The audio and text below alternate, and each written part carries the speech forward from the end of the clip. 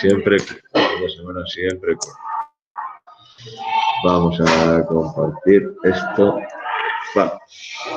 Dejamos el otro día este ejercicio puesto. No sé si habéis intentado, si no habéis intentado, si habéis hecho, si no habéis hecho. Decía así, voy a aumentar en primer momento el tamaño del enunciado para que se vea bien. 2 conductores rectilíneos paralelos, separados 6 centímetros entre ellos. Por cada uno de ellos viajan intensidades en el mismo sentido. Una de 8 amperios, otra de 4 amperios. Y pide determinar la expresión vectorial del campo en el punto A de la figura, punto que está a la derecha del conductor 2. Y determinar la fuerza que por unidad de longitud ejerce el primer conductor sobre el segundo. Para ello, haz un dibujo en el que figuren la fuerza y los vectores cuyo producto vectorial te permiten determinar la dirección y sentido de dicha fuerza. ¿La fuerza es atractiva o repulsiva? Vale. Como siempre, vale.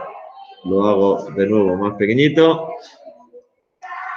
Vale, yo me he dibujado ya aquí abajo los 2 conductores. Conductor 1 circula una corriente de 8 amperios de abajo hacia arriba. Conductor 2, una corriente de 4 amperios de abajo hacia arriba, de acuerdo con el dibujo que me dan ellos.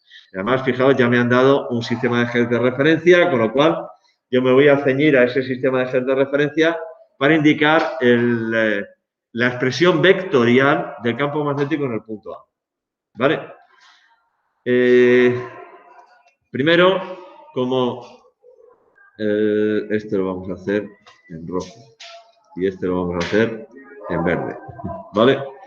Utilizando la regla de la mano derecha, como en ambos conductores la corriente va hacia arriba.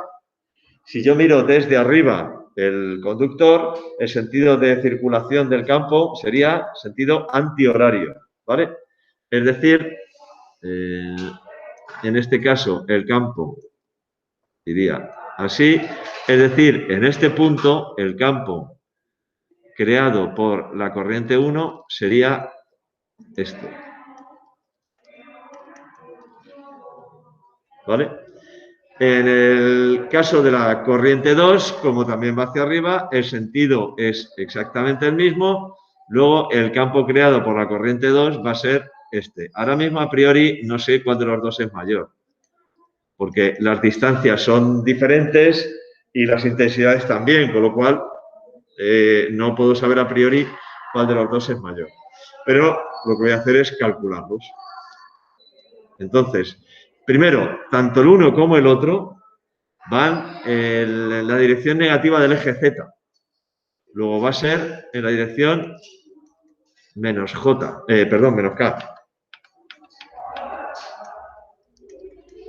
Menos K y este también. Menos K. Los dos.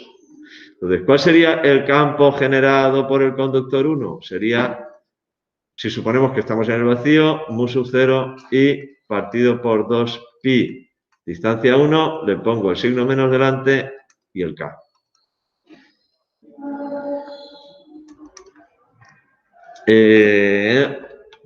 ¿Cuánto vale el campo creado por el conductor 2 en ese punto? Pues menos, esto sería I1 menos mu sub 0 I2 partido por 2pi, distancia 2, K. ¿Cuánto vale el campo total en el punto A? Pues sería B1 más B2. Con lo cual, esto es mu sub 0 partido por 2pi menos I1 partido por D1 menos I2 partido por distancia 2, K. ¿Vale? Y ahora ya sustituyo los datos. Esto es 4pi por 10 a la menos 7. Esto es 2pi, con lo cual esto siempre es un conjunto de 2 por 10 a la menos 7. Menos 8 partido por, ojo, la distancia desde la corriente 1 son los 6 centímetros que separan los dos conductores más los 4 centímetros que separan el conductor 2 del punto A, son 10 centímetros, que sería entonces 0,1 metros. Menos 4 partido por, esta distancia es 0,04. Y esto por K. Que si lo hacemos con la calculadora, está pobre, anda con la batería un poco perjudicada, pero bueno. 8 más son 80.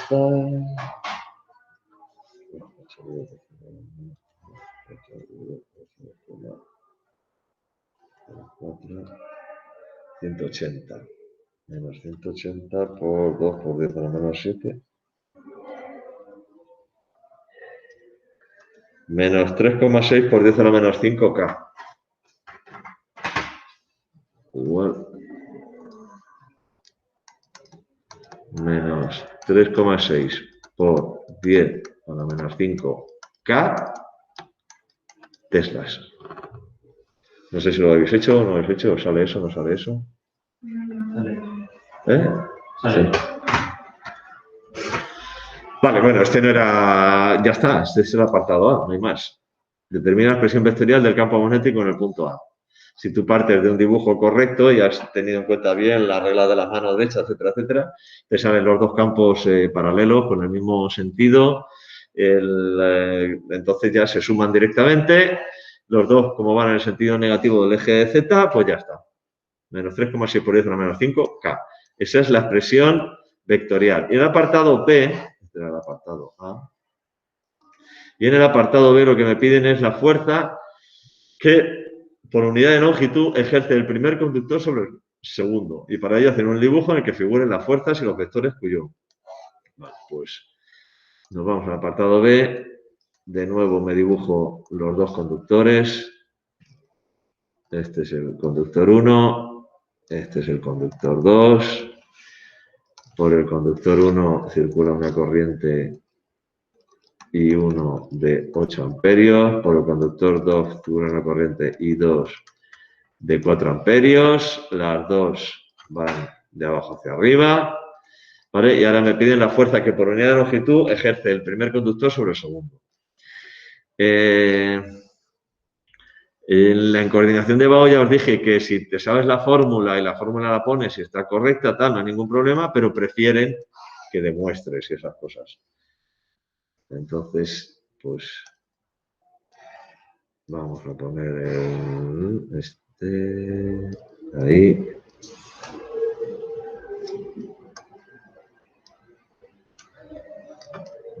Hay que ir haciéndolo para que... Vale, más o menos ahí está. Vale, ese es el dibujo. Igual que hicimos antes, el sentido del campo es hacia allá. Luego el campo magnético en este punto va a ser así. Este es el campo. ¿Vale? Recordamos la fuerza que se ejerce sobre un conductor, la fuerza magnética que se ejerce sobre un conductor es igual a intensidad por longitud por campo. ¿Vale? Esa es la fuerza magnética sobre un conductor. Entonces, como el sentido de la corriente es hacia arriba, el producto intensidad por longitud va a ser un vector que va a ir hacia arriba. Va a ser este. Este sería I por L, por ejemplo. ¿Vale? Entonces, de acuerdo con las reglas de la mano derecha, ¿hacia dónde va a ir la fuerza?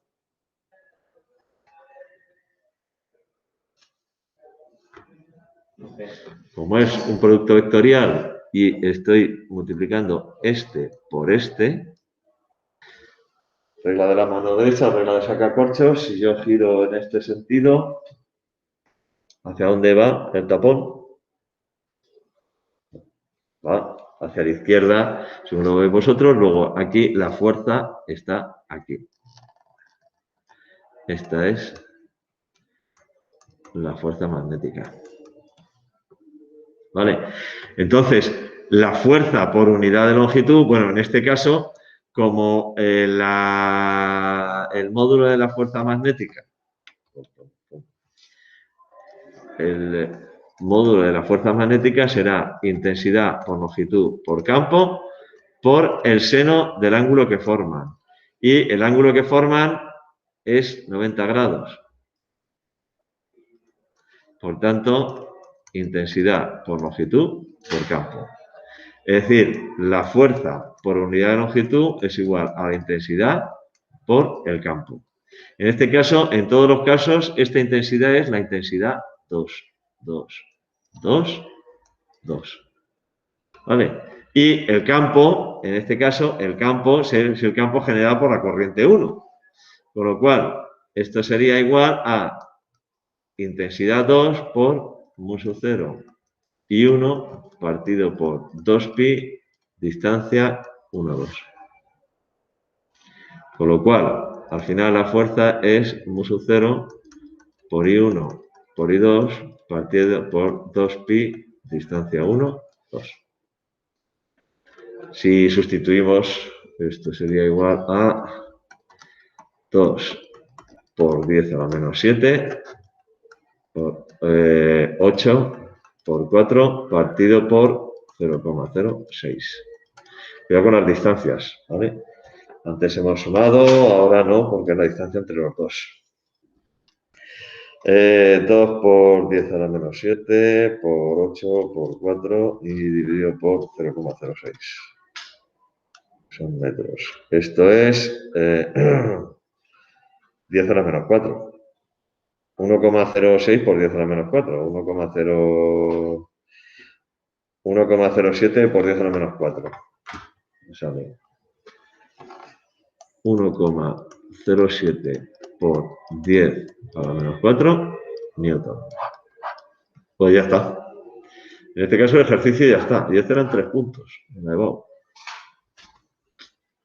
Sería no, porque es fuerza por unidad de longitud. Es fuerza por unidad de longitud. Ya he pasado la longitud al otro lado. Vale.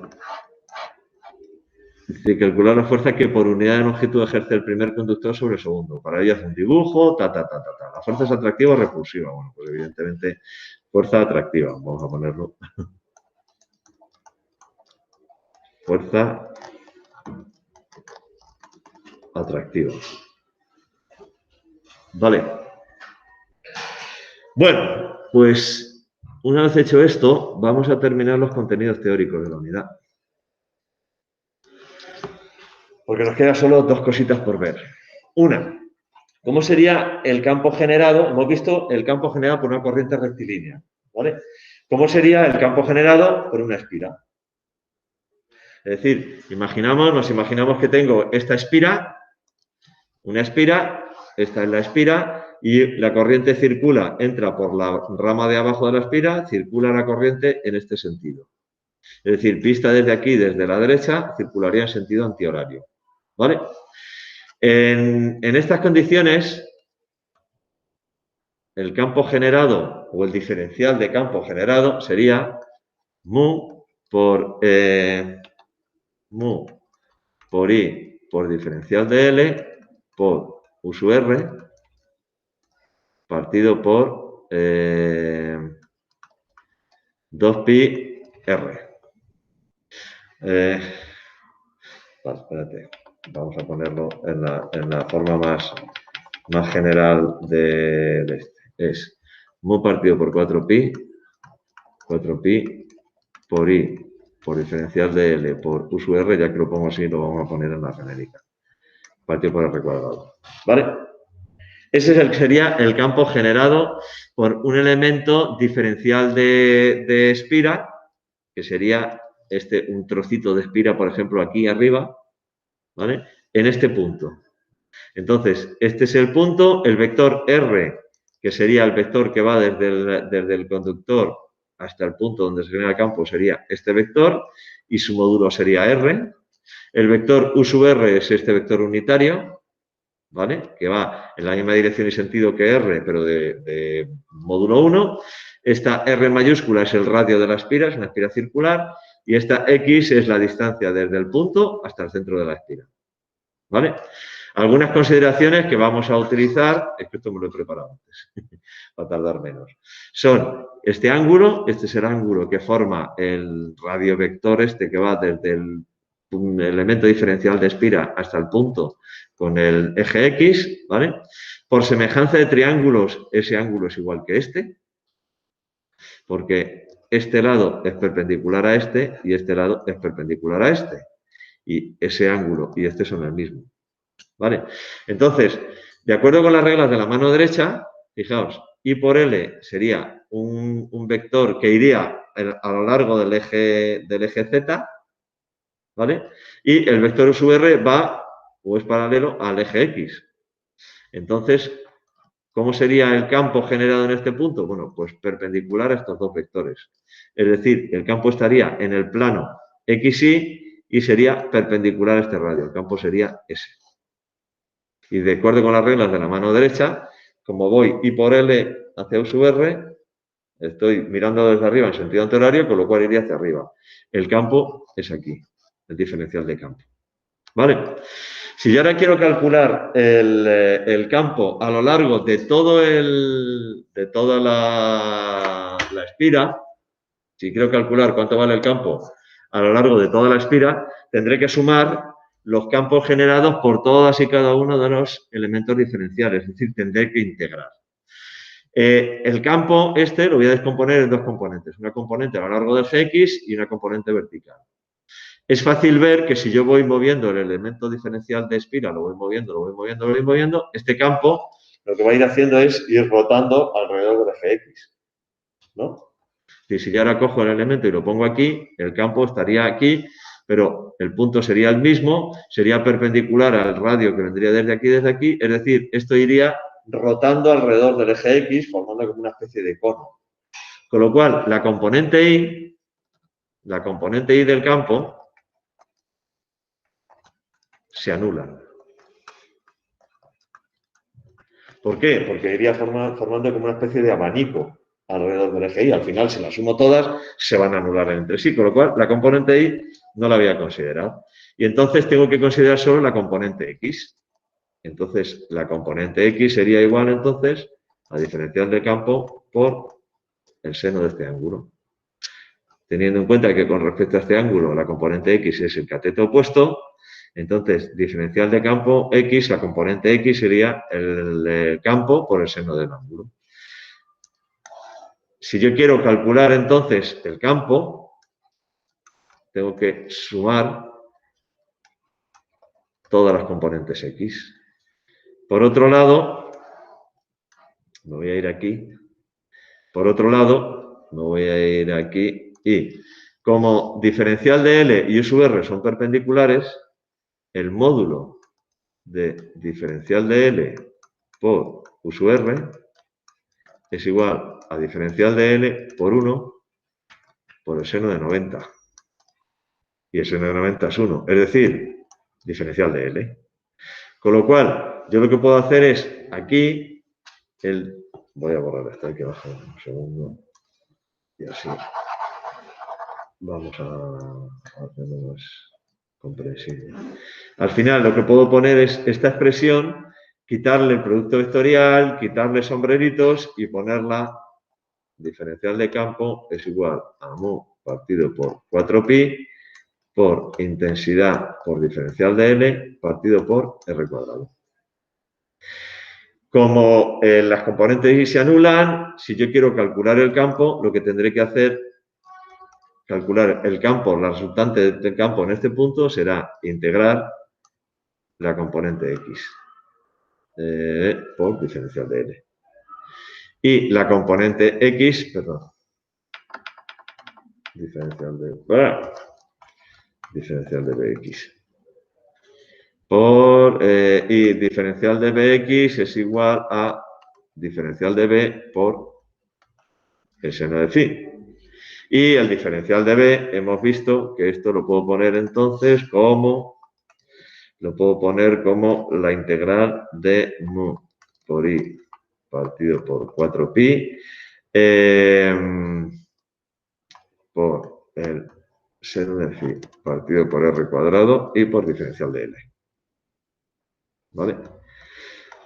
Todo esto de aquí, que no depende de la L, lo puedo sacar fuera de la integral, es una constante, con lo cual lo puedo poner como mu por I partido por 4pi por la integral del seno de phi partido por R cuadrado diferencial de L. El seno de phi, que lo he hecho antes, es igual a R partido por R. Es decir, cateto opuesto, R, que es el radio de la espira, partido por hipotenusa, que es R, distancia desde el elemento diferencial de espira hasta el punto. Y por otro lado, R, que es esto, teniendo en cuenta este triángulo rectángulo, es, aplicamos Pitágoras, es la raíz cuadrada de R cuadrado más X al cuadrado. Con lo cual, si yo sustituyo todo esto aquí, lo que tengo es que esto es igual a mu por I partido por 4pi por la integral de R partido por R cubo, diferencial de L. Porque es R partido por R dividido por R cuadrado, R partido por R cubo. Que también lo puedo sacar fuera de la integral, porque tampoco depende de L. Lo puedo sacar fuera de la integral y al final lo que tengo es mu por I partido por 4pi, R partido por R al cubo era R cuadrado más X al cuadrado elevado a 3 medios. Porque R es la raíz cuadrada de R cuadrado más X al cuadrado. Si esto lo elevo al cubo, R al cubo es R cuadrado más X al cuadrado elevado a 3 medios. Por la integral de diferencial de L. Si yo hago esta integral a lo largo de toda la espira, la integral de diferencial de L va a ser la longitud de la espira. Luego, esto va a ser mu por I partido por 4pi, R partido por R cuadrado más X al cuadrado elevado a 3 medios por 2πr, que es la longitud de la espira. Con lo cual, este pi se me va con este pi y al final esto me queda como igual a mu por I partido por 2, porque este 2 se me va con este 4 y esto se me transforma en un 2, por R cuadrado partido por R cuadrado más X al cuadrado elevado a 3 medios. Esa es la expresión general del campo generado por una espira en un punto que está situado en el eje de la espira, pero a una distancia X del centro de la espira. ¿Vale? Vale. ¿Y qué ocurre cuando X es igual a 0? Que es el punto más interesante. ¿Qué ocurre si X es igual a 0? Que estoy en el centro de la espira.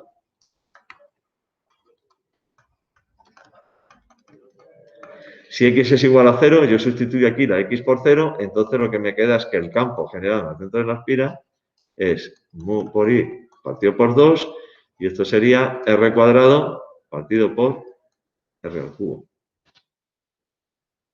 Con lo cual,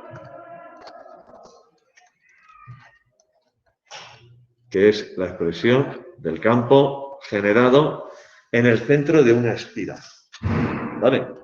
Tengo una espira por la que circula una corriente, y entonces en el centro de esa espira se genera un campo que es igual a mu. Si estamos en el vacío, mu sub 0i partido por 2r. ¿Vale?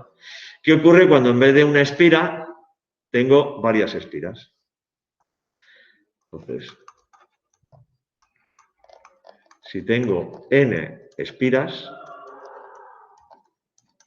entonces el campo será mu sub 0 por n por i partido por 2r. Cuando tengo varias espiras enrolladas. Entonces tengo que multiplicar por el número de espiras, porque cada una me está generando un campo magnético en el centro.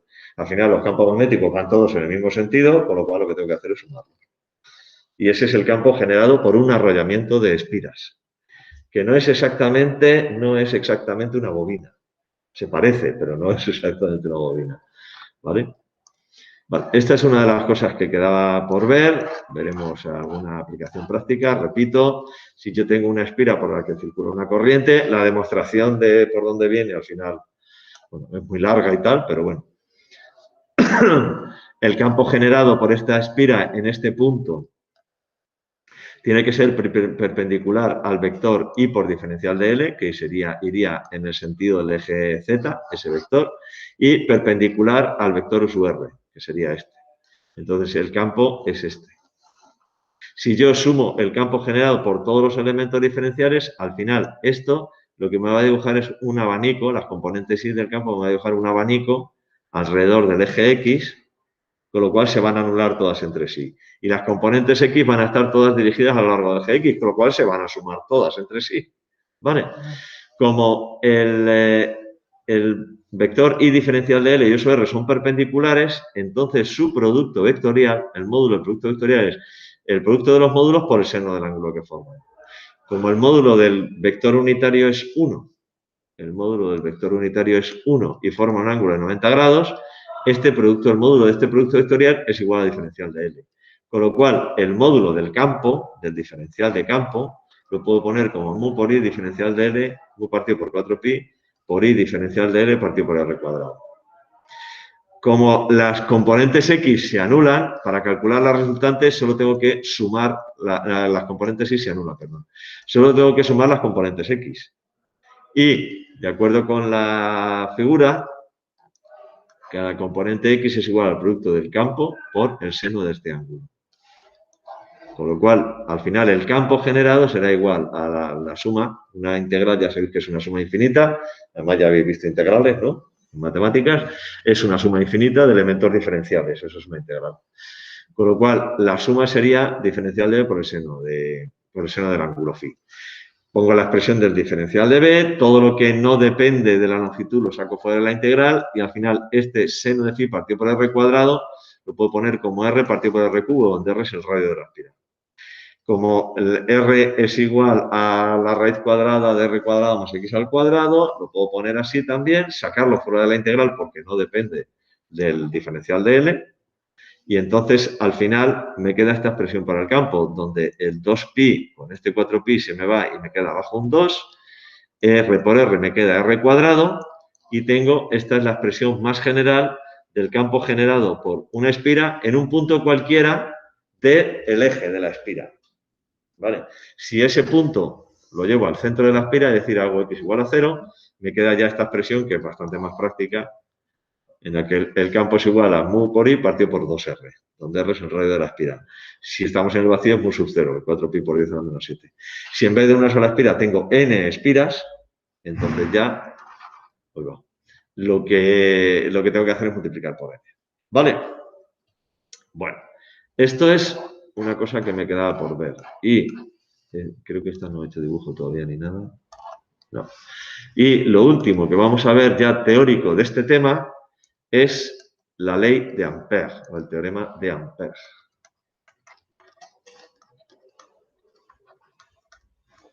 Ampère tiene un acento, no sé si es así, me suena, pero bueno, no me hagáis mucho caso. Es el equivalente al teorema de Gauss en campo eléctrico, pero en campo magnético.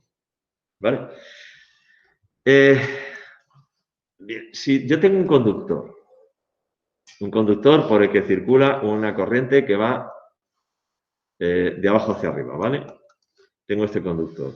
Hemos visto que el campo magnético, las líneas del campo magnético generadas por esta corriente son líneas circulares que tienen el centro en donde se encuentra el conductor y que siguen la regla de la mano derecha. Es decir, si la intensidad de corriente es hacia arriba, el campo magnético, las líneas de campo van en este sentido. Es decir, el campo magnético en este punto va hacia allá, el campo magnético en este punto iría hacia acá, el campo magnético en este punto iría hacia la derecha y el campo magnético en este punto iría hacia la izquierda. ¿Vale? Donde aquí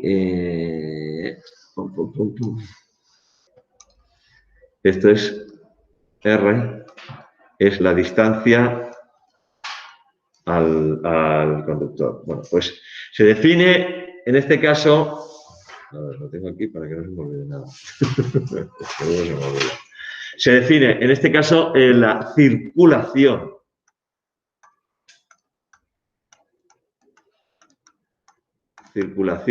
de B como la integral a lo largo de toda de esta trayectoria de B por diferencial de L. Donde el diferencial de L aquí en este punto es un vector que va para allá. Porque es un vector diferencial de longitud de esta circunferencia. Vale, pues esto es lo que se llama circulación de B por diferencial de L. Como es un producto escalar, sería igual a la integral a lo largo de toda esta de B por diferencial de L por el coseno del ángulo que forman, pero en este caso es el coseno de 0, porque son paralelos. Luego, como este coseno vale 1, esto sería igual a la integral a lo largo de todo esto de B por diferencial de L. ¿Vale? El campo creado por esta corriente en este punto sería integral a lo largo de toda esta de mu sub 0i partido por 2πr. ¿Vale? Sí, mu sub 0i partido por 2πr por diferencial de L. Todo esto, como es una constante, lo puedo sacar fuera de la integral y esto me quedaría mu por i partido por 2πr por la integral a lo largo de toda la trayectoria del diferencial de L. Y en este caso, esta trayectoria es una circunferencia de radio R, con lo cual esto sería mu por i partido por 2πr multiplicado por 2πr. Con lo cual, esto y esto se me va, es decir, mu por i. En el caso más general, lo que puedo es generalizar y decir que la integral a lo largo de una trayectoria cerrada de B por diferencial de L es igual a mu por el sumatorio de todas las intensidades de corriente que hayan encerradas dentro de esta trayectoria. En este caso la trayectoria es esta, la elipse esta. Esta es la trayectoria. Entonces, yo puedo dibujar una trayectoria a la que me dé la gana y la circulación de campo magnético a lo largo de esa trayectoria es igual a la permeabilidad magnética, bueno, si es el vacío mu sub 0, por el sumatorio de todas las intensidades de corriente que atraviesan la superficie definida por esa trayectoria. ¿Vale? Y fijaos aquí una diferencia importantísima entre el campo magnético, el campo eléctrico y el campo gravitatorio. ¿Qué ocurre si yo hago la circulación a lo largo de una trayectoria cerrada de campo eléctrico? Como el campo eléctrico es fuerza electrostática partido por carga, ¿no? Campo eléctrico es fuerza partido por carga, por diferencial de L. Esto sería igual a 1 partido por Q por la integral a lo largo de una trayectoria cerrada de fuerza por diferencial de L. ¿Pero esto qué es? Trabajo. ¿Y cuál es el trabajo necesario para transportar una carga desde un punto hasta el mismo punto? 0.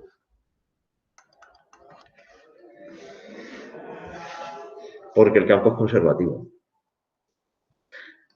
Sin embargo, vamos, si yo hago lo mismo para campo gravitatorio, la integral de G por diferencial de L, como G es fuerza gravitatoria partido por masa, ocurre exactamente lo mismo. 1 partido por masa por integral a lo largo de una trayectoria cerrada, esto sería fuerza electrostática de fuerza gravitatoria por diferencial de L. Y esto es 0.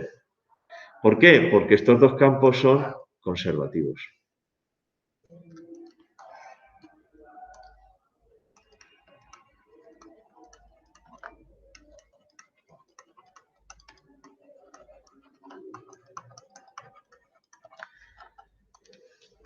Consecuencia o deducción lógica.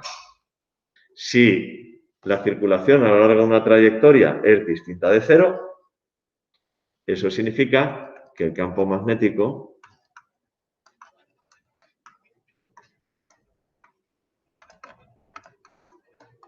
es no conservativo. No conserva la energía mecánica. En un campo magnético, el trabajo necesario para llevar una carga, lo que sea, de un punto a otro, depende y mucho de la trayectoria, puesto que se trata de interacciones de tipo productos vectoriales, entonces influye muchísimo el ángulo que forman, la velocidad con el otro, tal. Entonces, el trabajo necesario para trasladar una carga de un punto a otro sí depende de la trayectoria. Es decir, el campo magnético es no conservativo, mientras que los campos gravitatorio y eléctrico son conservativos. Matemáticamente se puede demostrar utilizando precisamente este teorema, utilizando la circulación. Este es lo que se llama circulación a lo largo de una trayectoria. Si se trata de una trayectoria cerrada, está claro que la circulación de campo eléctrico y de campo gravitatorio va a ser cero. Ahora, en el caso de campo magnético, ya no es cero. Por tanto, el campo magnético no es conservativo. Bueno, pues esto es el teorema de Ampère o la ley de Ampère.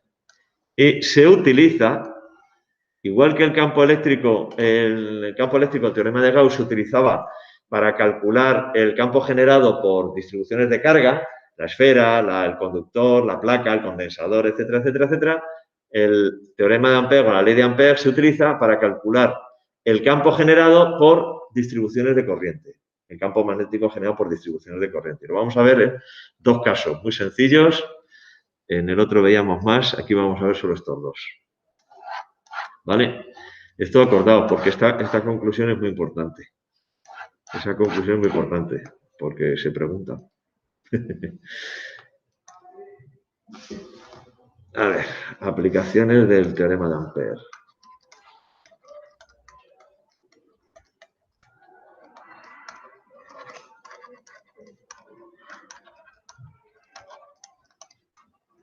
De Ampère.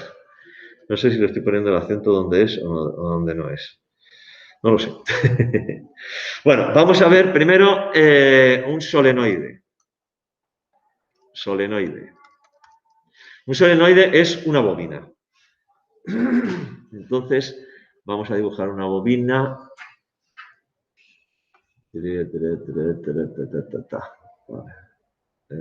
Vamos a dibujar una bobina o intentar dibujar más o menos una bobina.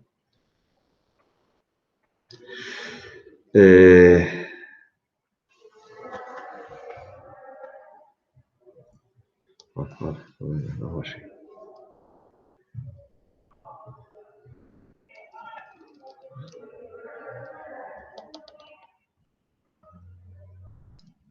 Bueno.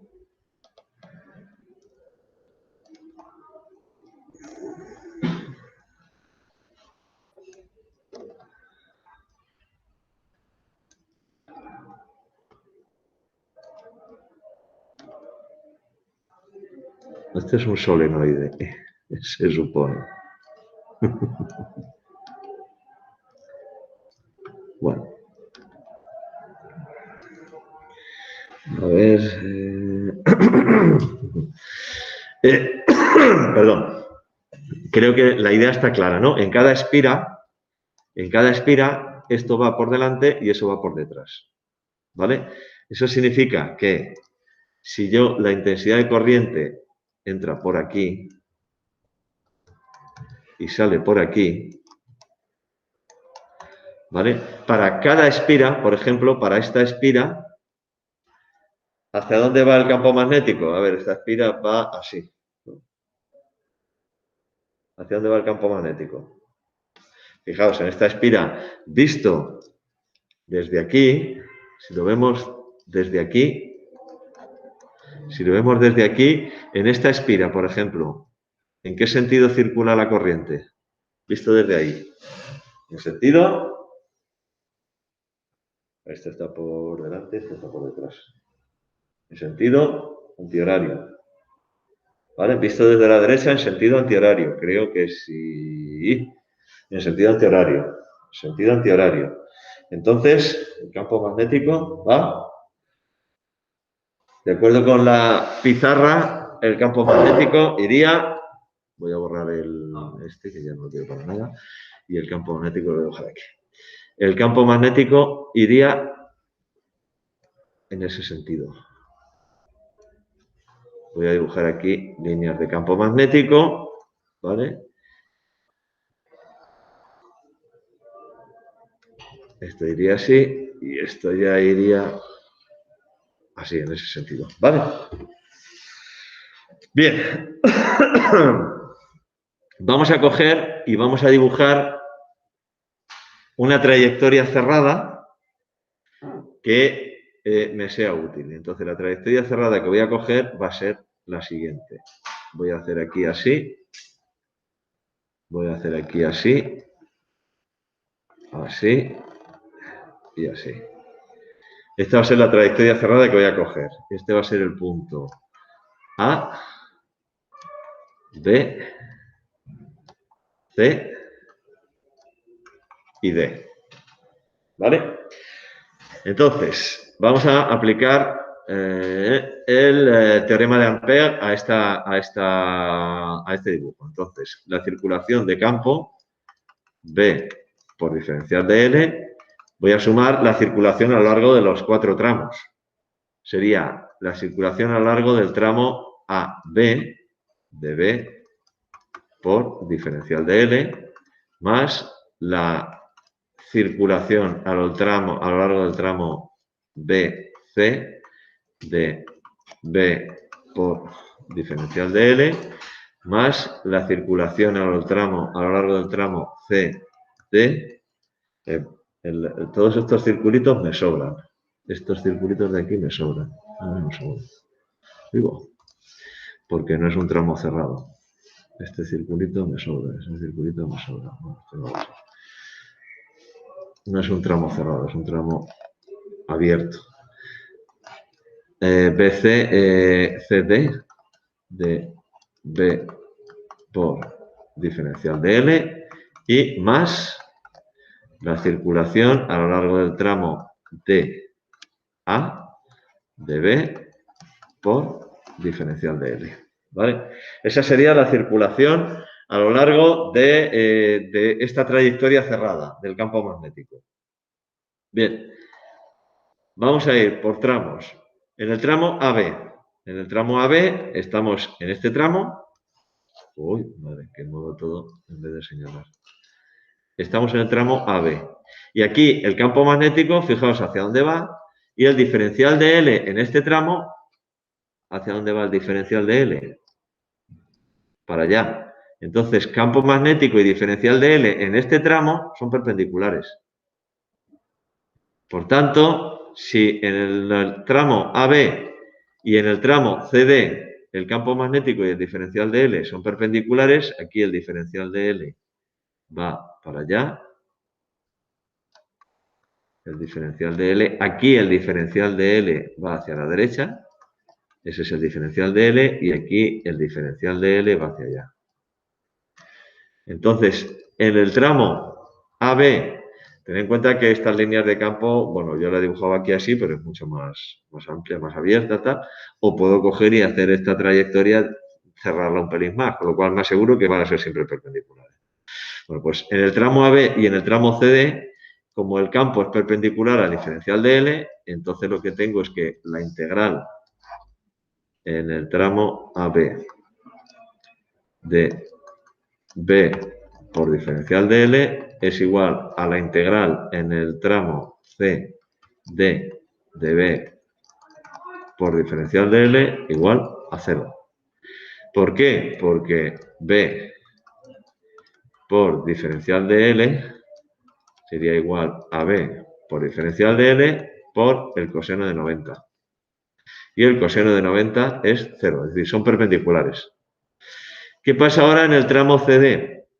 El tramo CD, como yo esta superficie la puedo hacer, o esta trayectoria la puedo hacer tan grande como quiera, en el tramo CD, si yo lo separo lo suficiente del solenoide, el campo magnético en ese tramo prácticamente es 0.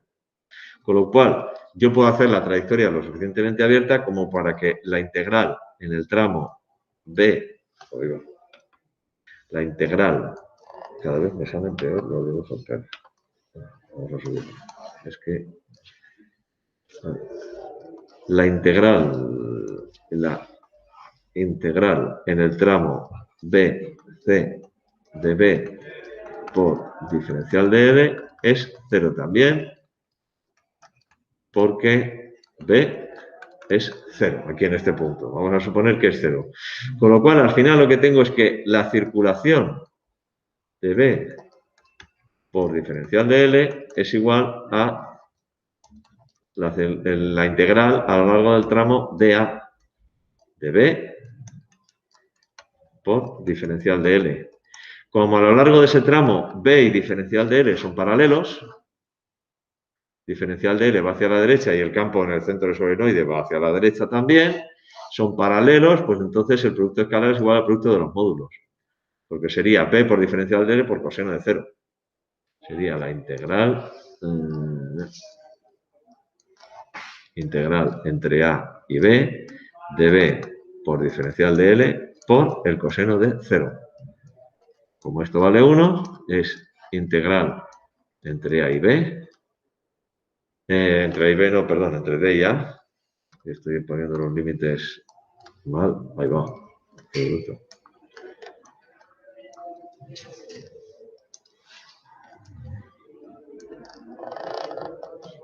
Integral entre D y A de B por diferencial de L. Como el campo no depende de la longitud que yo haya cogido, pues eso lo saco fuera. Sería B por la integral entre D y A de diferencial de L. Y de acuerdo con el teorema de Ampère, es igual a mu por el sumatorio de todas las intensidades encerradas por esa trayectoria. ¿Cuántas intensidades hay encerradas por esa trayectoria? Pues tantas como el número de espiras tenga la bobina. Cada espira corta la trayectoria en un punto. Esta espira corta la trayectoria ahí. Está ahí. Es decir, atraviesan esta superficie la atraviesan tantas intensidades de corriente como espiras tiene la bobina. Con lo cual, esto sería igual a mu por n y por i. ¿Y cuánto vale este diferencial de L entre A y B? Pues precisamente la longitud del solenoide. Con lo cual, al final lo que tengo es que B por L es igual a mu por n por i. Es decir, el campo magnético... B, no beta. Joder. El campo magnético creado por un solenoide es igual a mu por n y por i partido por L, donde L es la longitud del solenoide. L es esta longitud. De aquí a aquí.